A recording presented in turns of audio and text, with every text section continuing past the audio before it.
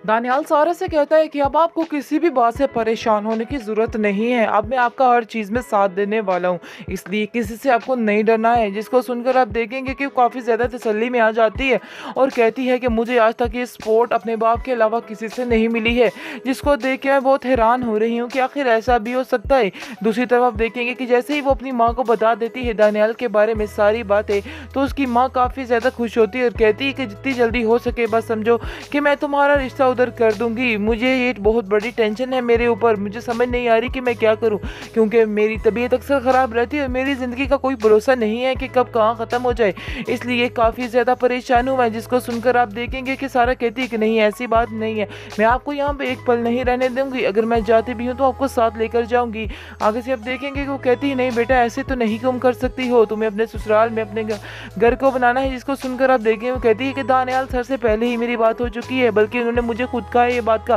कि वो जहाँ भी क्या कहते हैं जैसे ही शादी होगी मैं अपनी माँ को साथ लेके आ सकती हूँ, इसलिए आपको भी परेशान होने की ज़रूरत नहीं है। यानी कि आप देखेंगे कि जैसे ही वो देखती है दानियाल को, उसकी माँ जो है बहुत ज़्यादा खुश होती है, मिलकर कहती है कि मुझे ऐसा लगता है कि जैसे मुझे मेरा बेटा मिल चुका है, क्योंकि बेटे ही इस तरह की हरकतें करते हैं। यानी कि इतना एहसास किसी में भी नहीं है। वो अपनी सास का बेहद ख्याल रखने लग जाता है। वहाज को ये बात पता चल जाती है कि अब दानियाल जो है वो सारा की ज़िंदगी में आ चुका है और सारा भी इस बात के लिए मान चुके हैं, इसलिए वो काफ़ी ज़्यादा खुश होता है। कहता है कि अब मैं सिर्फ और सिर्फ सारा को खुश देखना चाहता हूँ, सारा की खुशी में ही मेरी खुशी है, बस और कुछ भी नहीं। इसको सुनकर आप देखेंगे कि सारा भी बहुत खुश होती है और कहती है कि मुझे यकीन था कि तुम भी ऐसा ही करोगे, क्योंकि मैंने भी तुम्हारी खुशी के आगे घुटने टेक दिए और मुझे यकीन था कि तुम भी ऐसा ही करने वाले हो। जिसको सुनकर आप देखेंगे कि वहाज कहता है कि ऐसा कैसे हो सकता है कि इंसान किसी से बहुत ज़्यादा प्यार करता हो और उसके बारे में बुरा सोचे। मैं आज भी तुमसे बेहद प्यार करता हूँ और तुम्हारा एहसास करना चाहता हूँ और चाहता हूँ कि बस तुम अपने घर में खुश रहो और कुछ भी नहीं। जिसको सुनकर आप देखेंगे वो काफ़ी ज़्यादा एक्साइटेड हो जाती है और कहती है कि मुझे भी तुमसे यही उम्मीद थी और मैं यही सोचती थी कि तुम भी ऐसा ही करोगे। दूसरी तरफ दुरैया जो है वो अब उसके ही गुन गाती है, क्योंकि वो जान चुकी है कि सारा एक दिल की साफ लड़की है, इसलिए सारा ने भी अपना दिल यानी कि दिल जीत लिया है, क्योंकि वो जानती है शाहरुख से साथ जो उसने मदद की है, जो उसका साथ दिया है, वो ये चीज़ दुरैया देख रही है, क्योंकि दुरैया समझ रही है कि उसने अपने ऊपर सारी बात डाल के खुद मुझसे उठा दिया है और वहाज की ज़िंदगी में बिल्कुल उसको साफ सुथरा कर दिया है। इसलिए वो बेहद खुश होती है और कहती है कि मुझे यकीन नहीं आ रहा कि मेरा इतना बड़ा मसला हल कैसे हो गया, कैसे करूँ मैं यकीन इस बात का। आगे से आप देखेंगे कि वो कहती है कि ये तुम्हारी पास था, इसलिए तुम्हें अब परेशान होने की ज़रूरत नहीं है, जो होगा बड़ा बेहतर होगा, इसलिए परेशान मत हो, सब कुछ ठीक हो जाएगा, टेंशन लेने की कोई ज़रूरत नहीं, मैं तुम्हारे साथ ही साथ रहूँगी और किसी भी चीज़ की कभी भी तुम्हें ज़रूरत पड़ी तो मुझे ज़रूर बताना। दूसरी तरफ रुमाना बहुत ज़्यादा खुश है और आज जाकर सारा से माफ़ी मांग लेती है और सारा को कहती है कि सारा मुझे माफ़ कर दो, मैंने बहुत सी गलतियाँ की हैं, अपनी बहन के पीछे लग के तुम्हें बुरा भला कहा, तुम्हारे बारे में ऐसा सोचा, लेकिन यकीन मानो कि मेरे दिल में एक है थी चीज़ के तुम गलत नहीं हो सकती हो, तुमने कुछ भी नहीं किया है और इस चीज़ की मैंने बात वहाज से की थी और वहाज को भी इस बात का यकीन था, इसलिए जो कुछ हुआ तुम हमें माफ़ करके अपनी नई ज़िंदगी शुरू करो। आगे से अब देखेंगे कि वो भी कहती है शहाना को कि अब आप भी इसको दिल से सारे गिले शिकवे ख़त्म कर दे, क्योंकि आज तक आपने सारा को कभी भी अपनी बेटी की तरह नहीं समझा है, लेकिन उसने आपको अपनी माँ के बराबर समझा है और अपने सारे फ़र्ज़ अदा करने की कोशिश की है। लेकिन काश आपको भी इस बात की समझ आ जाए, क्योंकि आपको अगर इस बात की समझ आएगी तो ही कुछ होगा, वरना आप तो ज़िंदगी बहाल कर देती हैं दूसरों की, इसलिए क्या कहते हैं अब आपको ही उससे दूर रहना होगा। अब सारा की ज़िंदगी में कभी कोई गम नहीं आना चाहिए, मैं उसकी ज़िंदगी में कोई गम कोई परेशानी नहीं देख सकती हूँ। उस बच्ची ने सारी ज़िंदगी बेहद परेशानियों में गुजारी है, लेकिन अब ऐसा कुछ भी नहीं होने वाला है, अब उसका साथ देने के लिए मैं इधर तैयार बैठी हुई हूँ।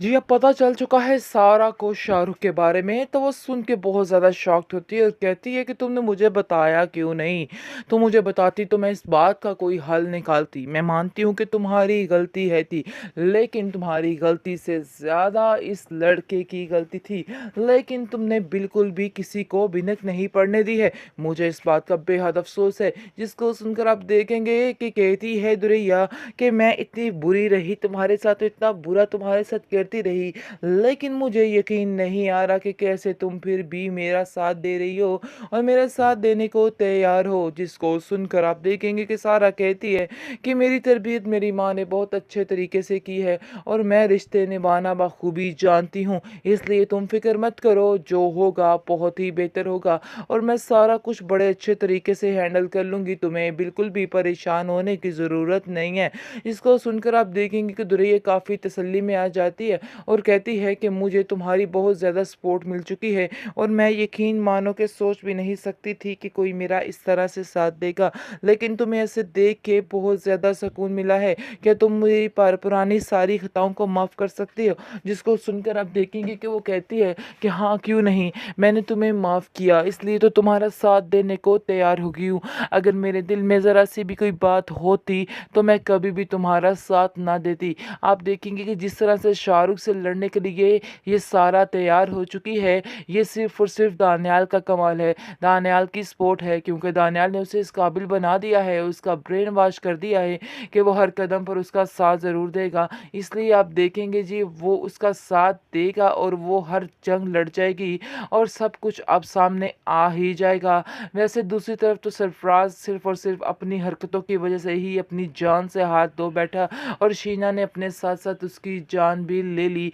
दोनों का किस्सा हो गया तमाम, उनकी तो स्टोरी हो गई ख़त्म। ख़ैर, आप देखेंगे कि किस तरह से अब सारा जो है वहाज़ के पास चली जाएगी। वहाज़ नहीं, सॉरी, उसके पास, दानियाल के पास चली जाएगी, क्योंकि जैसे ही इसकी माँ को अंदाज़ा होगा और उसको पता चलेगा कि दानियाल सारा का कितना साथ दे रहा है, तो वो बेहद खुश होगी और कहेगी, बेटा मुझे तो बस ये ही उम्मीद थी कि ऐसा ही होना है, क्योंकि तुम्हारे नसीब खुलने ही खुलने थे। तुमने अपनी ज़िंदगी में बहुत तंग दस्ती देखी है, लेकिन अब तुम्हारे साथ ऐसा कुछ भी नहीं होने वाला है। लेकिन दूसरी तरफ दुरैया का एंड बहुत ही बुरा है, क्योंकि दुरैया जो कुछ करने की कोशिश कर रही है वो सब कुछ उसके ही आगे आने वाली है, उसका ही बुरा होने वाला है और वो सोच रही थी कि वो सारा का बुरा करेगी और अपनी ज़िंदगी को सुकून से गुजार देगी और सारा इल्ज़ाम सारा पर थोप पर खुद निकल जाएगी, लेकिन ऐसा नहीं हुआ। वक्त और हालात बदलते देर नहीं लगती है। अब वो खुद सारा के तरले कर रही है और उसको कहती है कि खुदा का वास्ता ही मेरी इस इंसान से जान छुड़ा दो,